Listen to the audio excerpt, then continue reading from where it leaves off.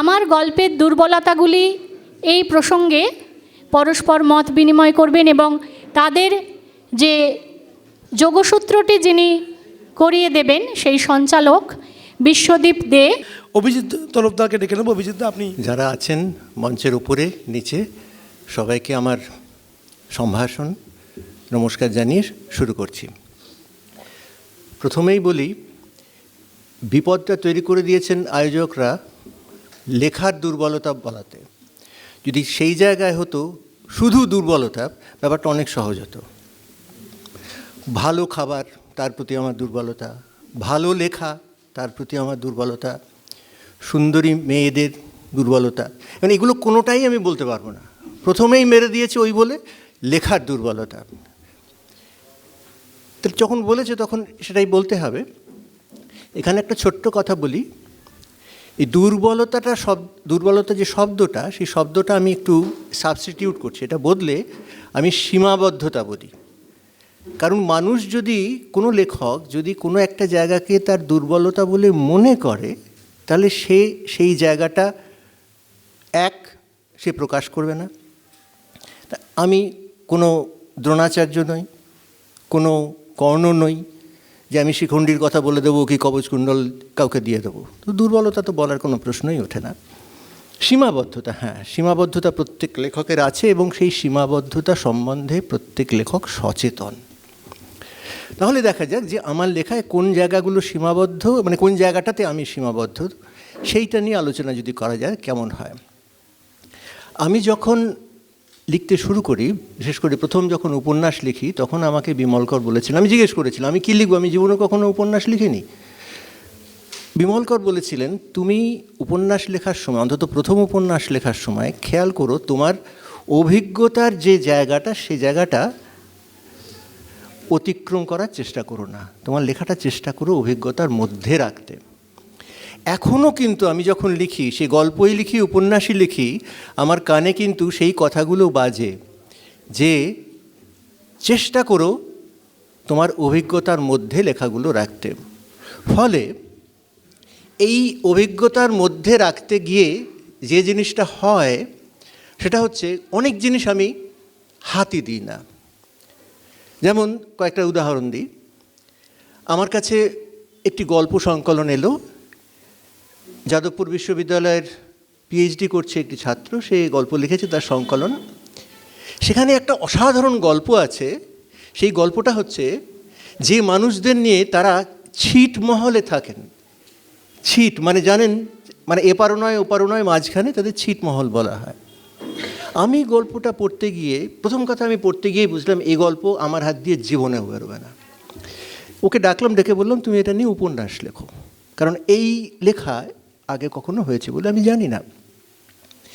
আমার কাছে এক ভদ্রলোক এলেন। আমার পেশাগত সুবিধা হচ্ছে অনেক মানুষ আসেন, তাদের সমস্যার কথা বলেন। একজন মানুষ এসে আমাকে বললেন, জানেন আমার যে বাড়িটা সেটা একদম গঙ্গার ওপরে, এবং আমার আশেপাশে সব বাড়ি প্রত্যেক দিন একটা না একটা বাড়ি গঙ্গার গহ্বরে চলে যাচ্ছে। এই যে ভাঙন, এই ভাঙনের যে শঙ্কা, এই যে অস্তিত্বের সংকট, এই নিয়ে আমি কোনো দিন লিখতে পারবো না। তার কারণ হচ্ছে ওই ক্রাইসিস আমি কোনো দিন অনুভব করিনি। সুতরাং যে যে অভিজ্ঞতাগুলো এক একজন মানুষ সেই জায়গায় দাঁড়িয়ে অনুভব করছেন, সেই লেখা কিন্তু আমার পক্ষে সম্ভব নয়। এটা ভাবতে হবে, মানে আমি অন্তত সেই জায়গা থেকে ভাবি। যে কারণে আজকে আমি, অনেকেই জানেন যে আমি স্মার্টফোন ব্যবহার করি না। আনস্মার্ট লোক স্মার্টফোন ব্যবহার করতে যাব কেন? স্মার্টফোন নিয়ে আমি লিখি না। আমি কম্পিউটার সভি নই, আমি কম্পিউটার নিয়ে লিখি না। এখানে একজন আছেন খুব ভালো কম্পিউটার জানেন, আমি বলছি না তার কথা, বলবেন আমার পরেই আছেন।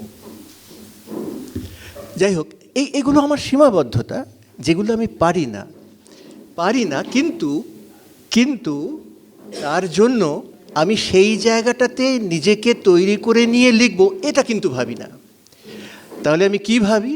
আমি ভাবি যে জায়গাটা আমি পারি, সেই জায়গাটা আমি কিভাবে লিখতে পারি, কতটা ভালো করে লিখতে পারি। আমি স্বপ্নময়দার মতন ওই রকম গদ্য লিখতে পারবো না। আমার লেখায় সুকান্তর মতন ওরকম মায়া আসবে না। যেমন বাংলা ইংরেজি শব্দ আমারই ডাক্তার বন্ধু চমৎকার মিশিয়ে লেখেন, সেই লেখা আমি লিখতে পারবো না, আমি জানি তো সেগুলো আমি পারবো না। কিন্তু আমি সেই লেখাটাই লেখার চেষ্টা করব যে জায়গাটা আমি পারি। মানে আমি অন্যভাবে ভাবি, আজকে মেসি, তাকে কি আমরা বিচার করব কত ভালো তিনি গোলকিপিং করতে পারতেন? না তো। মেসিকে আমরা ফরওয়ার্ড হিসেবে বিচার করব। আমি কখনো কি ভাববো বিরাট কোহলি কত ভালো বোলার ছিলেন? ভাববো না তো। তাহলে আজকে একইভাবে যদি আপনি লেখকদের কথা ভাবেন, বিমল কর কি জ্যোতিরিন্দ্র নন্দীর গল্প লিখবেন না। বিমল কর কোনোদিনই সমুদ্র লিখবেন না, আবার জ্যোতিরিন্দ্র নন্দী কোনোদিন জননী লিখবেন না। সুতরাং যে জায়গাটায় সেই জায়গাটায় থাকবেন। এইখানে আরেকটাও কথা বলি, যারা পরে মানে আমাদের পরবর্তী জেনারেশনে লিখছেন তাদের জন্য বলা, প্রত্যেকেই যখন লিখতে শুরু করেন কিছুটা পরেই তারা কিন্তু লেখার যে কৌশলটা, লেখার যে স্কিলটা, সেটা রপ্ত করে ফেলেন। সেই জায়গাতে গিয়েই কিন্তু একজন লেখক হয়ে ওঠেন না। তাহলে কখন লেখক হয়ে ওঠেন? যখন তিনি এই স্কিলের বাইরে কিছু লিখতে পারেন। কিভাবে সেটা হচ্ছে সীমাবদ্ধতাও নয়, কৃতিত্বও নয়, স্বকীয়তা। একজন লেখকের লেখা পড়ে আমি যদি বুঝতে পারি, আমি স্বপ্নময়দের লেখা, কাউকে বলতে হবে না আমাকে লেখাটা দিক, আমি একটা পাতা পড়েই বলতে পারবো, একটা পাতাও লাগবে না, একটা প্যারাগ্রাফ পড়েই বলতে পারবো এটা স্বপ্নময়দের লেখা, সুকান্তর লেখা, একটু পড়েই বলতে পারবো। এই যে স্বকীয়তা, এই নিজস্বতাটায় পৌঁছতে কিন্তু অনেক সময় লাগে। এটা দুর্বলতাও নয়, সবলতাও নয়। দুর্বলতাটাও কখনো কখনো সবলতা হতে পারে। সেই গল্পটা আমি বললাম, সেটা দিয়ে শেষ করব। সুতরাং পরবর্তী প্রজন্মের যে লেখকরা আছেন তাদের কাছে আমার এইটা অনুরোধ যে তাঁরা লিখতে লিখতে চেষ্টা করুন যেন এমন একটা জায়গায় লেখাটা পৌঁছয় যখন লেখাটা পড়লে যে কেউ বুঝতে পারেন যেটা তাঁরই লেখা। এই জায়গাটা হচ্ছে গানের ভাষায় বলা হয় সম, এই সমে পৌঁছানো।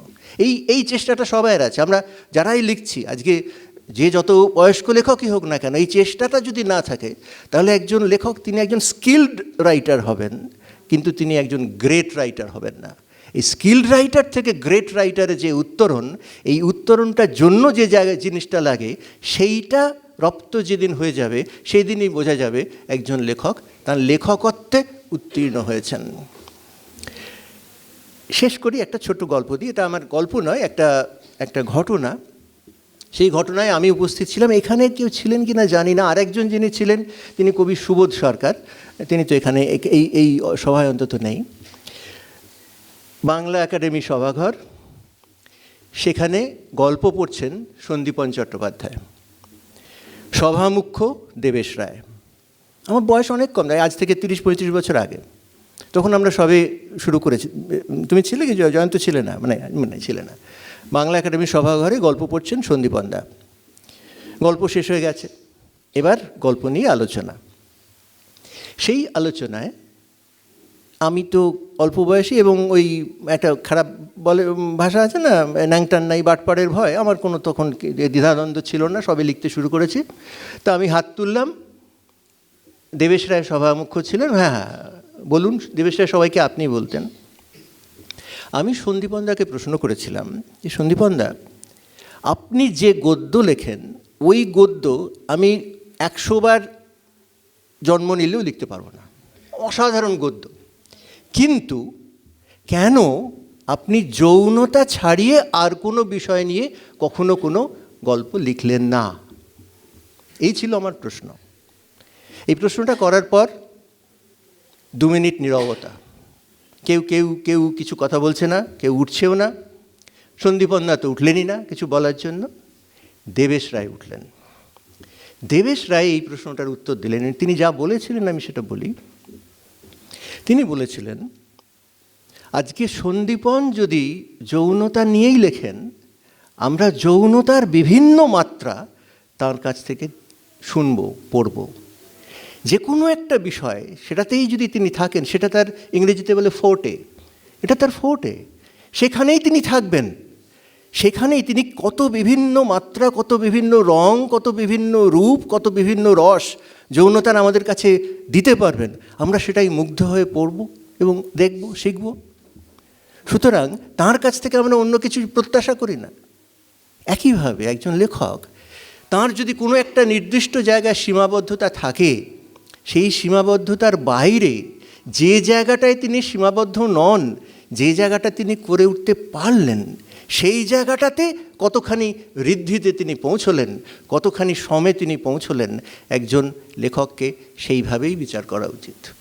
আমার মনে হয়, আমার এইটা বিচার একজন লেখকের দুর্বলতা, সবলতা ইত্যাদি নিয়ে। প্রত্যেক লেখক তার দুর্বলতা, তার সীমাবদ্ধতা নিয়ে সচেতন। এতজন আছেন, তারা সবাই তাদের কথা বলবেন। আমি আমার মতন করে বিষয়টিকে যেভাবে ধরেছি আপনাদের সঙ্গে সেটা ভাগ করে নিলাম। অসংখ্য ধন্যবাদ।